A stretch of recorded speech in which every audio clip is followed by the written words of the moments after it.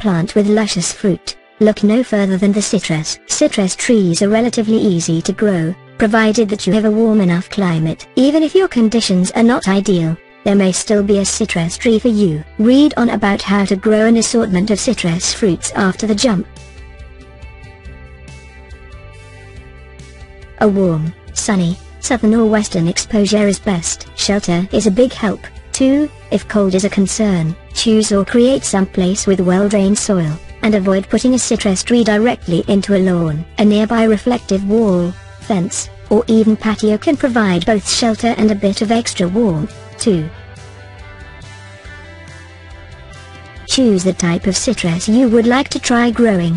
Oranges, lemons, grapefruit, etc. Ask the nursery about the climate that the particular tree is suitable for. Ask about or look up the season for the trees you intend to get. Citrus generally ripens in winter, but different fruits ripen throughout the year, as well. If you live somewhere that's a bit colder than a strictly Mediterranean climate, look into cultivars bred for cold resistance. Taste the fruit, if you have the opportunity. Not all oranges are alike. If you can taste fruit grown on a tree in your area, perhaps from a neighbor, even better. Find out if the fruit produced has many seeds, or not. Ask for certification of the health of the tree, or ask someone who is experienced with citrus trees to inspect it. See warnings.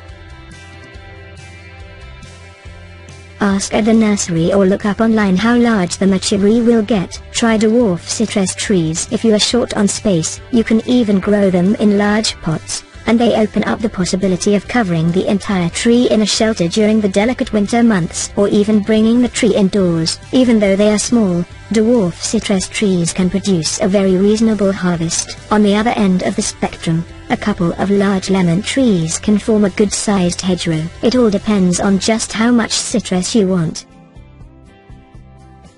The saying goes that you should dig at least a $60 hole for a $20 tree. As a practical matter, make sure you know where you want to place the tree, then dig a hole that is about 3 feet in diameter and as deep as the container. Do not bury the root crown, the transition from trunk to roots, as this will cause problems down the road. Plant the tree slightly higher than the surrounding soil to allow for some settling. Most container-grown nursery stock has high organic matter content that will decompose, causing the plant to settle in the planting hole, dropping the root crown below grade if not planted slightly high. If you have any concerns about drainage, such as in heavy clay soil, fill the hole with water and see how long it takes to drain out. If you have drainage problems, dig the hole even deeper and plant the tree up higher. For a dwarf citrus tree, select a large pot. Try for 2 feet in diameter or a half barrel, at least. Depending on the quality of what you took out of the hole, you might try a half and half mixture of compost and the now loosened soil. Create a mound of soil in the middle of the hole that supports the root ball with the crown slightly above it. Mix in some citrus fertilizer with the soil, if you like. If you are planting a dwarf citrus in a pot, use straight potting soil and fill it into a similar level. Place the pot up on blocks and be sure there are plenty of drainage holes in the bottom. Don't let the pot sit directly in a saucer or puddle of water. Place the tree on the mound of soil. Add or remove soil underneath to adjust the height so that the crown is level with the soil or even slightly above it. Fill in the remaining hole with a mixture of compost or potting soil and the soil from your garden. If you are using a pot, fill with straight potting soil. Leave at least 2 inches at the top to allow space to water thoroughly. Stay away from organic mulch, as it increases the likelihood of foot rot disease. A safe bet is that the roots are at least as wide as the branches, so make the mulch area at least this large. You can even add a rim of mulch around the circumference of the circle to aid in watering. Do not mulch right up to the base of the trunk. Leave a little margin so that the crown has breathing room and doesn't stay wet when you water. Water the tree at least weekly until it is established, unless you get sufficient rain to do the job. Water even mature citrus trees regularly. Citrus trees have relatively shallow, broad root systems. Once established, the trees may tolerate some drought, but they won't produce fruit that's as good.